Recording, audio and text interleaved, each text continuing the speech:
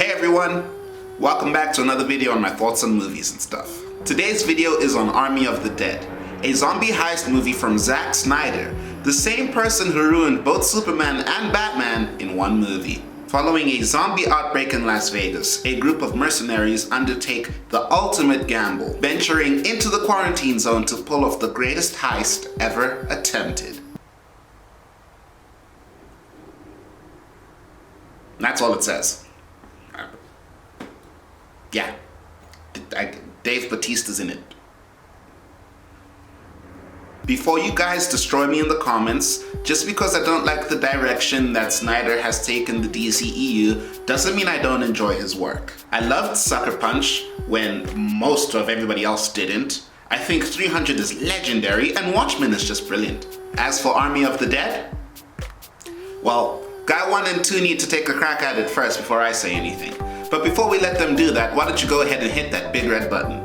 Yeah, that's right, subscribe. We're trying to reach a goal of 1,000 subscribers and we're almost halfway there. So we'd really appreciate it if you hit that subscribe button and you share this video with your friends so they could subscribe as well. Don't forget to hit the bell to be notified about every time we upload. And if subscribing just isn't enough for you and you would rather swear fealty to the bros of Neto, become a bro by becoming a patron. Patrons get early access, behind the scenes content, and all sorts of other perks. So why don't you come on down and let us hold $1? All done subscribing? Great.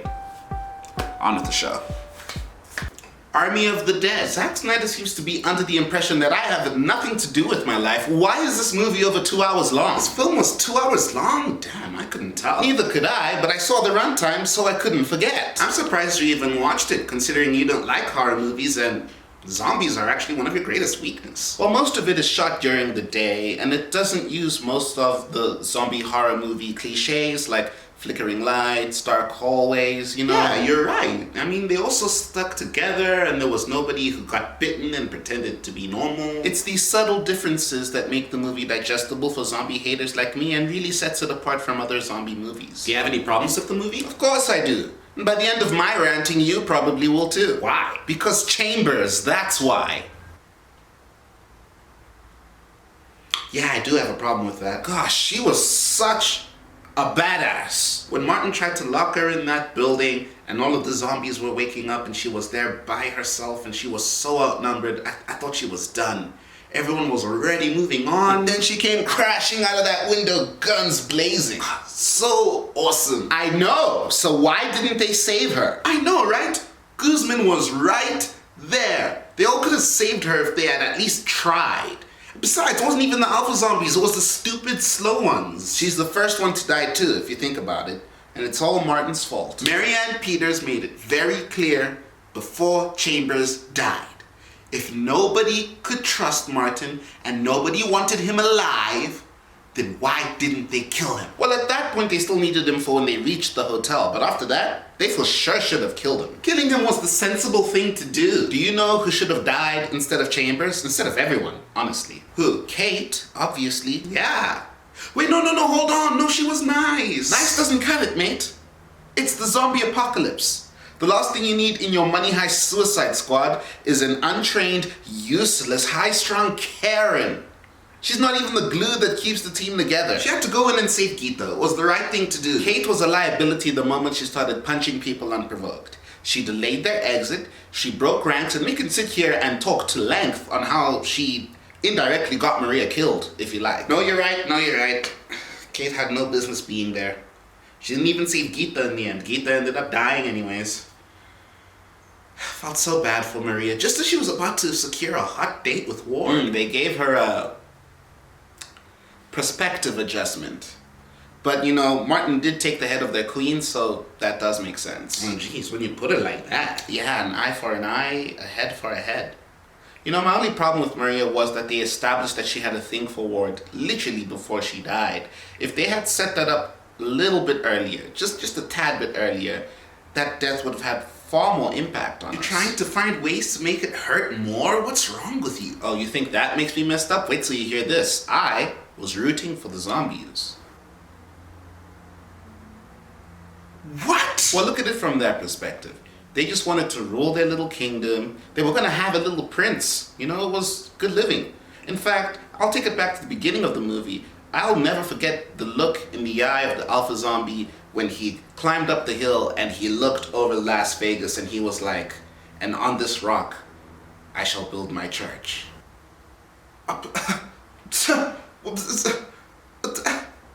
Then here come these humans that ruin everything. I did feel bad for the guy after he lost his kid. But it's also what he gets. You can't be sending in your queen as the welcoming committee all the time. Bound to get shot. And I mean, if he really wanted to protect her, and all of his other loyal subjects, honestly, why is he the only one wearing a helmet? Oh, good question. He was a good leader, but he relied too much on his ability to make new followers instead of trying to preserve the ones he already had. That queen should have been rolling deep from. And to make matters worse, the whole squad should have had helmets. Bulletproof, everyone, ping, ping, ping. I love how he can actually break down his leadership style. So aggressive, yet at the same time, just so naive. He didn't gain his kingdom by playing it safe, so I can understand why he stuck to that strategy. Also, he is based on Zeus, and Zeus is, one bloodthirsty person. If a reed doesn't bend, then surely it shall break. A lesson he learned with his life. There's something that keeps bothering me though. What's up? Why did Tanaka keep sending in teams? And all of them seemingly with the goal of getting that money. Does it matter? I just think Tanaka sending in more than one team is, suspicious. I guess. There's a lot we're not being told. Some of the zombies were actually robots, as I'm sure you saw with the blue lights and the metallic skulls. And, I mean, at the beginning, they pulled this first zombie out of Area 51, so aliens are now involved. And there's something about how Dieter mentioned the safe being a gateway to another realm. Right by the safe, we saw the skeletons of a previous team that looked exactly like Scott Ward's team. I don't know, it doesn't feel like a mere coincidence. Looks like Zack is opening up yet another Snyderverse. And he's got everything set up to get it rolling. I just hope it's not as disappointing as this movie. The point? Watch your mouth. Relax. I'm just disappointed because it's a heist movie, yet they don't pull off the heist. It's annoying. All of that prep just so that they can all die at the end? That's like watching the entire team get caught at the end of any Ocean's movie. I guess that does suck. I don't need to watch them get all riled up just for all of it to be pointless in the end. Think about it. If all Tanaka wanted was the head of an alpha zombie, then why did he send in such a large team for the money? Could have easily just sent in a much smaller team to go get the head of an alpha zombie and get out. Sat there for 2 hours watching them get all riled up. For nothing. Wait, whoa. So the entire movie was just pointless? But I don't know, guys. What do you think? Was Army of the Dead another Zack Snyder banger? Or is this way too much stuff put into what was meant to just be a movie about zombies? Before anything, I just have to say that the containment unit that was housing Patient Zero was utter trash. I mean, come on, one wild shaking gets it loosed. It's almost as if they were hoping it would open.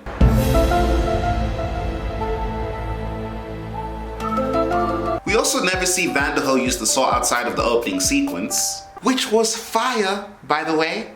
Also, Zack Snyder gets extra points for not using a Metallica song in the opening sequence to his zombie movie. And not seeing Vanderho use the saw in the film made me sad. After doing some research post-brazen zombie shootout, I learned some very interesting things. Like how some of the zombies in the movie look like robots because it turns out they actually are robots. Or how if the zombie queen's head was reattached to her body, she'd be able to move her body again. I also learned that if they attached the queen's head to a different zombie's body, then that body would also be able to be controlled by her. That's creepy. Yikes. In a Hindustan Times article, I read that Snyder said that he only wanted to work with Indian actors from now on. And that really got me going. I was expecting to see a lot more of Huma Qureshi, and I hope I'm saying that right. Please correct me in the comments if I'm not. But we barely got to see her. We don't even necessarily get to see the character die. I don't know, I just felt like that enthusiasm was a little bit misleading. I am also deeply curious as to what happens to Geeta's children, because Geeta asked Kate to take care of them so that she could go into Las Vegas and try and pry open a slot machine to get some money. If Kate would rather run headfirst into Zombie City than just sit and take care of Geeta's children, I don't know if that's a reflection of Kate's poor character or proof that Geeta's children are just incorrigible. Regardless, I feel like Kate really dropped the ball on this one, and if I was Geeta, it would have been on site. Geeta, I'm so glad you're okay. I came here to save you. Why are you here to save me? I told you to take care of my kids. Where are my kids? Also, releasing a movie about a zombie apocalypse during a global pandemic is a bit shaky, to say the least. There's this scene with an infrared thermometer, which I think was a little bit over the top and a little bit close to home. But hey, maybe I'm overthinking things. I'm just some guy on the internet. And I'll put this all to bed soon. But lastly, I just have to say again that Chambers, played by Samantha Wynn, was amazing. I could watch that entire movie again just to see her be so badass. She deserves her own film. She deserves to star in her own movie. There, I said it. Also, Tig Notaro was amazing. I couldn't tell that she didn't film with the main cast. Hats off to her for such a great performance, and hats off to the production team for being able to seamlessly fit her into the movie like she was there from the beginning. It was such a stunning job. But by far, my favorite moment probably had to be when Theo Rossi showed up on screen. I've been a fan of Theo Rossi ever since Luke Cage, and I feel like even though he was a secondary character and we only got to see him for a few minutes at a time, I think he killed it. He was amazing. He was an excellent trash bag. The moment he was on screen, I wanted him dead, but it was so conflicting because I think he's such an excellent actor. Okay, review time. Rotten Tomatoes gave this a 70%. IMDb gave it a 6 out of 10, which I think is incredibly low. I can understand because the whole thing about Tanaka only needing the zombie head made the movie quite pointless, but it was still very much a thrill, and shamelessly, I'm gonna stick to my score. I'm easily going to give Army of the Dead a 4.1 out of 5. Guys, there's a lot more I want to say about this movie that I just can't fit in here. This video is probably already long enough. If you become a patron, we can have some more talks about it. You know what to do. But that's all from me, guys. If you liked this video, give it a big thumbs up. If you absolutely hated this video, give it an even bigger thumbs up. As I said earlier, don't forget to subscribe and hit that bell to be notified about every time we upload. After that, come on down to our Patreon and let us hold $1. We can talk more about this movie and I don't know, you can just tell me how your day's going. I have no idea what the next video is going to be on. I did finish Jupiter's Legacy, so if you'd like to see a video on that, let me know in the comments, or just let me know in the comments what you'd like to see my thoughts on. All I can tell you for certain is that I will be here next Thursday with another video on my thoughts on stuff. Until then, take care. Bye-bye.